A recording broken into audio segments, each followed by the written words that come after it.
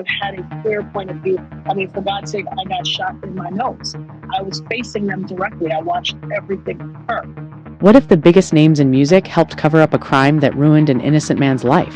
25 years ago, a New York nightclub exploded in gunfire.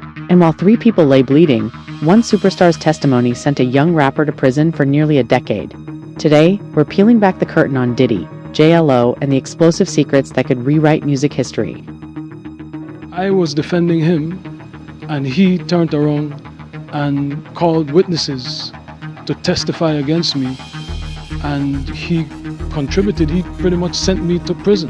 In 1999, a packed nightclub in New York City erupted in gunfire, leaving 3 people wounded, including a young woman struck in the face and plunging the scene into chaos. Witnesses say they saw a revolver hand to hand, then shots rang out so fast nobody knew where to dive for cover. In the aftermath, bad boy protege Moses Shine Barrow was arrested, tried and convicted despite later claims that he wasn't even the shooter. He spent nearly a decade behind bars while the alleged gunman walked free under the protection of a superstar's testimony. But what if the man behind bars was innocent, and the real shooter escaped with a celebrity's help? That question leads us to the next shocking chapter. The car drove by, saw a female hand throwing a gun out of the Ridiculous. car. I don't You're know the why only I dressed female it. in the car. You don't want to talk about Ridiculous. it? You very confident that Puffy will be found innocent in this Yes. trial? Yes, I will. You going to testify? Jennifer Lopez's name first surfaced in the courtroom when she identified Shine as the gunman, testimony that many now say didn't add up. Rumors suggest J.Lo may have smuggled the revolver into the club and then vouched for Diddy's innocence, effectively sealing Shine's fate. Reports claim she insisted the weapon belonged to Moses Shine Barrow, even though several witnesses later admitted they never saw him brandish a gun. Shine alleges Diddy handpicked witnesses, coached their statements, and pointed the finger squarely at him for a crime he didn't commit. He spent almost 10 years behind bars, losing his youth and momentum in the rap game, all while watching the real perpetrator walk away scot-free. But he's far from the only one sounding the alarm. Enter Natania Reuben, the woman shot in the face that night. Call myself a survivor. I was a victim of a shooting that night in the club, December 27th, 1999, shot in the face by Sean Puffy Combs. I was an innocent bystander. There's this notion online, what you did to make him shoot you? Nothing. And I see Shine and Puffy start backing back. We don't all watch the Hood movie or whatever. We know what it looks like when people are backing back and reaching from their hip to pull. They were backing back, like literally walking backwards towards the door, drawing from their hip. I told my friend, I said, oh my God, watch out. As I turned back to look at them, I watched them bow, bow. Both of them fired, and the muzzle flash was like, psh, psh. Shine's muzzle flash was a little higher. He was on the side closest to the bar. Puffy's muzzle flash was a little lower, and he was on the side closest to where I was, straight ahead from me. I watched them both fire their guns. I watched them. I got hit right here, in my nose, in between my eyes, which means I'm facing directly at you. Her story hasn't changed in 25 years. She says it was Diddy who pulled the trigger.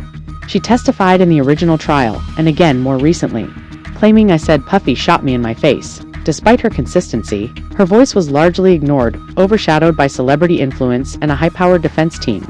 With Jennifer Lopez defending Diddy and Shine taking the fall, Reuben's testimony was buried under a mountain of legal spin.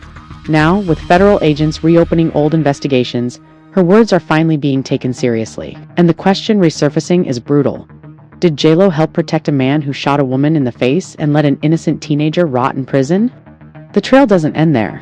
According to insiders, J.Lo's connection to the incident may have run far deeper than just being a witness.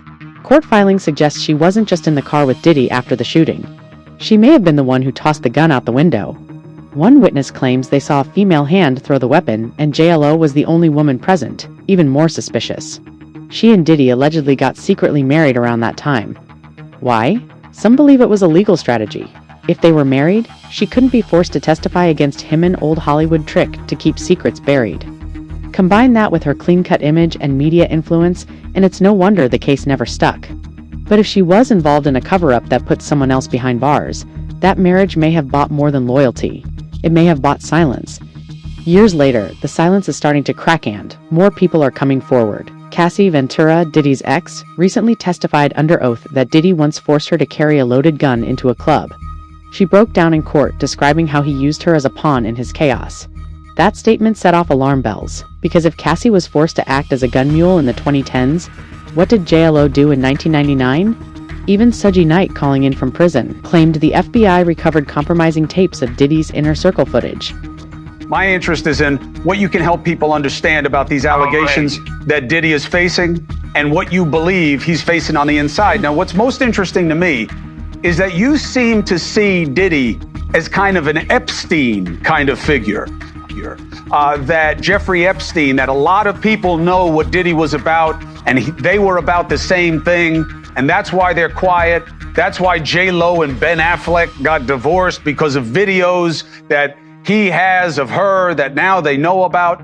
Where is this coming from with you? What do you believe about the people around Diddy and what everybody knows? So when you look at all these things and everybody want to say Puffy, Puffy, Puffy, don't get me wrong. Yeah, Puffy stepped in this shit, and even if he wiped the shit off his shoe, it still stinks. But he's not the only one. They got all the tapes. Now, when you talk about the tapes, but this been going on for a long time. Hold on, Suge. Help us understand, because a lot of this stuff is a little inside baseball for people, right? Help people understand. What tapes are you talking about? Who has them? And what kinds of things do you think they show? Well, number one, luckily, I wasn't their first choice, their second choice. I wasn't no choice to be at those freaky parties. But you know what they show. They used to have a thing in the industry, right? And the sad thing about it, I don't like mentioning Usher. I don't like mentioning Justin Bieber. I don't like mentioning all these people that everybody know what time it is. They used to have these guys, they used to call it the boiled egg test. They used to take a boiled egg, a raw boiled egg, and have those guys put their pants down and bend over and they stick it up their ass. The eggs break, they say they're not ready yet. They ain't put enough work in. This is Hollywood. So everybody want to go act like they don't know what's going on. Hold on. Have you ever been to any puppy parties? No. You sure they had a long time to think about it. But if you haven't been in those butt naked parties, even some of the preachers been in those parties, and they wasn't on their knees praying for God. The most important thing is there's got to be a solution, because this has been going on in the industry for a whole bunch of years, for decades. And at the same time, you know, nobody wants this to be true. And it shouldn't have to be true. But if we don't fix it and do something about it, history will constantly repeat itself. Now, Suge, you said something early on that I want to get clarification for the audience, Suge. You said early on, you can't just look at Diddy in isolation. You said this was done to him. He learned from others, and it was done to him, and then he did to others. To me, that sounds like what I hear when people are talking about abusive situations, you know, hurt people, that someone was sexually abused, they wind up being a perpetrator. Is that what you're suggesting about Sean Combs, that he was sexually abused and he now sexually abuses? Yeah, I think that's absolutely right. I think he repeat what was done to him. And like I said, if you look at Russell Simmons, you know the truth. Andre Rell, you know the truth. Clyde Davis, you know the truth. Jimmy Iovine, you know the truth. So there's not certain things that all of a sudden you got this. The industry is a quick business. It's been like that for a long time. And the casting couch is real, but it's for women and men. But far from all that, I think the most important thing is I feel like they should let Puffy tell his truth. I'm quite sure he's going to expose a lot of people. I'm sure he's going to move forward with it. But I don't think it should be a situation like the Epstein thing where they found him hanging from the ceiling and dead before the truth come out. Do you think Diddy knows enough that it's a very delicate balance, that maybe investigators will want to know these other names and greatly reduce his exposure to criminality, to time, versus what people would do to keep him quiet? Number one, I've been knowing him a long time, and we was friends. We're not enemies, but we were friends. He's not a dummy, so he's smart enough to work his magic. On top of that, this man right here, he been involved with the FBI for most of his career. It's not like he don't have no moves. So I don't think nobody should just count him out. I don't think he gonna lay down and that's crawling in the corner and die. He probably going through a lot of shit right now because he probably going through a lot of withdrawals for the drugs. But the industry got him on drugs. And see, they do these things to take control. They're not doing, there's nothing wrong with being gay. If you choose to be gay, that's your preference. But they doing this to people for control. It's a power situation. One theory suggests those very tapes are what finally destroyed her marriage to Ben Affleck. Insiders claim Ben saw one of them and never looked at her the same again. That's when everything unraveled. The canceled tour, the failed documentary, the sudden media silence. But those aren't just career stumbles. They may be damage control. And we haven't even touched the freak-off parties yet.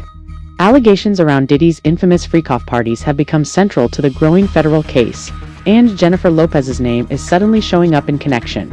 According to multiple lawsuits, high-profile celebrities attended these parties, where disturbing behavior allegedly took place, including incidents involving minors, coercion, and assault. One woman, known only as Misha, claims she was victimized at one of these events, and that J.Lo was there. She says she made direct eye contact with Lopez during the assault, and got nothing in return but a blank stare. Another accuser alleges J.Lo was present and silent, while young women were trafficked and abused behind velvet ropes. And then there's J.Lo's ex-husband, Johnny Noah, who's long said she knew exactly what went on at those parties, and wasn't just an observer.